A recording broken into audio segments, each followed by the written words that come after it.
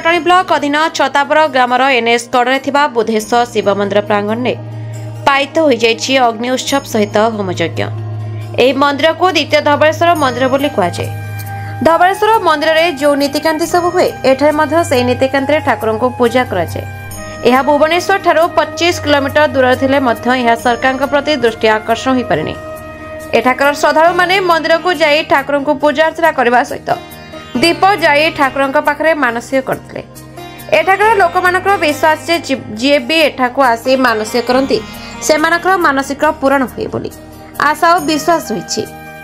यह मंदिर बहुत पुरातन काल वर्ष वर्ष धरी होमयज्ञ सहित आसीथिबा भक्त मानक पई प्रसाद सेवन व्यवस्था सहित चतुर्वर्ण व्यवस्था होता है एवं सेठारे रही होमयज्ञ संपूर्ण होगा पर्यंत रही पुष्पांजलि दे प्रसाद सेवन करी घर को फेरती। खोर्धारू अनंत कुमार का रिपोर्ट, विचित्र दुनिया।